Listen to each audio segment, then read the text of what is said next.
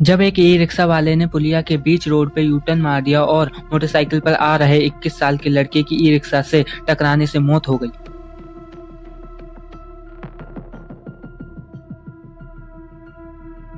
E rickshaw की capacity होती है केवल 4 लोगों की, लेकिन स्कूल टाइम पर इसमें 10 से 12 बच्चे भेड़ बकरियों की तरह ठूस दिए जाते हैं। बच्चे केवल सीट पर नहीं, ड्राइवर के बगल में, पीछे डंडे पर और आधे हवा में लटके। हो सकता है अब आप में से कुछ लोग सोच रहे हो कि अरे इतना तो चलता है, हम भी तो ऑटो में लटक कर आते थे। बात ये नहीं है, इस बात को समझो कि ई रिक्शा का सीन काफी अलग है। ई रिक्शा का स्ट्रक्चर काफी हल्का होता है। अगर तुम इसमें 10 से 12 बच्चे और उनके 5-5 किलो के बैग भर देते हो तो ई रिक्शा का बैलेंस बिगड़ जाता है। तो इस ओवरलोडिंग की वजह से जब सेंटर ऑफ ग्रेविटी शिफ्ट होता है तो उसकी वजह से इन बच्चों की मौत जब तक दूर है, जब तक कि ई रिक्शा का ड्राइवर एक शार्प टर्न नहीं ले रहा या फिर कोई बड़ा गड्ढा नहीं आ जाता है। जैसे ही ये ऐसा हुआ तो ई रिक्शा का व्हीकल जो है तुरंत पलट जाता है। अब हर कोई ये पूछेगा कि ई रिक्शा तो नॉन लिविंग थिंग है, उसकी गलती कैसे हो सकती है? पक्का प्रॉब्लम कुछ और ही है। इंडिया में जो ई रिक्शा ने दुर्गति कर रखी है ना, इसके पीछे हाथ केवल नॉन लिविंग थिंग का तो नहीं हो सकता। फिर मैंने थोड़ा और डीपली फिगर आउट किया तो मुझे समझ आया कि इंडिया में हो रहे ई रिक्शा केओस के पीछे 3 रीजन है।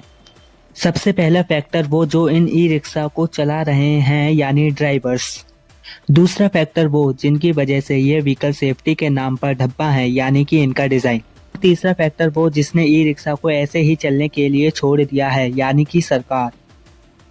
ई रिक्शा ड्राइवर अनट्रेन है। वो अनट्रेन ड्राइवर एक अनसेफ डब्बों के नीचे टायर लगाकर उन्हें सड़कों पर दौड़ा रहे हैं, जो कि बहुत इंपॉर्टेंट फैक्टर है। उससे भी ज्यादा इंपॉर्टेंट फैक्टर ये है कि जो लोग देश में ये डिसाइड करेंगे कि किस शहर के किस एरिया में कितने ई रिक्शा मैक्सिमम अलाउ होने चाहिए, वो कभी ई रिक्शा से होने वाली दिक्कतों को एक्सपीरियंस कर ही नहीं सकते, क्योंकि ये सो कॉल्ड नेता या लॉ मेकर्स जब शहर में मूवमेंट करते हैं तो उससे वीआईपी मूवमेंट बोला जाता है और उस समय पूरे शहर को रोक दिया जाता है। इसलिए इन लोगों को पता ही नहीं होता कि ई रिक्शा केओस से कितनी दिक्कत आती है। को ई रिक्शा ड्राइवर बना दिया जाता है ना, उनकी आंखें सड़क पर नहीं बल्कि कस्टमर पर होती है। ये ड्राइवर सवारी रिफ्लेक्स नामक एक बहुत बड़ी प्रॉब्लम से जूझ रहे हैं। इनका एक सिंपल सा लॉजिक होता है, सवारी दिखी ब्रेक मारो, सवारी दिखी ब्रेक मारो। इन्हें इस बात से कोई फर्क नहीं पड़ता कि जब ये ब्रेक मार रहे होते हैं तो उस ई रिक्शा की पोजीशन सड़क पर कहां है। सड़क के बीचों बीच बिना पीछे देखे अचानक रोक देते हैं। पीछे से आ रहे बाइक स्कूटी वाले ब्रेक मारे, गिरे या मरे, उससे इन्हें कोई मतलब नहीं होता। न जाने कितने एक्सीडेंट के केस आपने ऑनलाइन देखे होंगे जहां 10 रुपए के चक्कर में सामने वाले की जान की परवाह किए बिना अचानक कट मार देते हैं।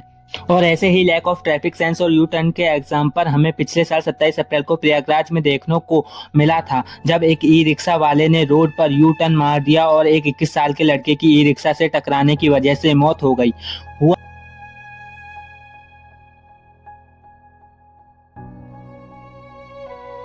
हुआ ये था कि दोपहर के 12:40 हो रहे थे और एक 21 साल का लड़का जो एक प्राइवेट कंपनी में जॉब करता था, वो अपने किसी काम से बाहर निकला था और वापस घर जा रहा था। ये घटना प्रयागराज के न्यू यमुना ब्रिज पर घटित हुई थी, जो एक बिजी रोड है और अक्सर यहाँ ट्रैफिक चलता है। बाद में जब सीसीटीवी फुटेज मिली तो पता चला कि घटना ऐसे हुई कि एक ई रिक्शा आगे चल रहा था। अचानक बिना किसी सिग्नल के ड्राइवर ने सड़क पर अपना ई रिक्शा रोक दिया और फिर यू टर्न लेने की कोशिश की। पीछे से बाइक पर आ रहे लड़के के लिए ये सब प्रेडिक्टेबल नहीं था, क्योंकि ई रिक्शा नहीं अचानक से रास्ता काटा तो उससे संभलने का मौका नहीं मिला। लड़का अपना बैलेंस खो बैठा, उसकी बाइक सीधा जाकर ई रिक्शे से टकराई और बाइक पलट गई। उस लड़के का सिर भी ई रिक्शा से टकराया और वो वहीं पर रोड पर बेहोश हो गया।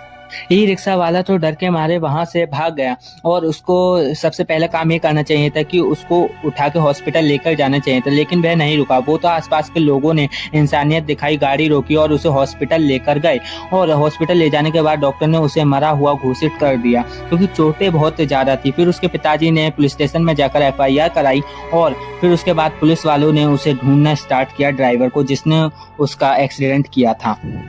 साफ पता चल रहा है कि इस हादसे की वजह उस ई रिक्शा वाले की लापरवाही थी।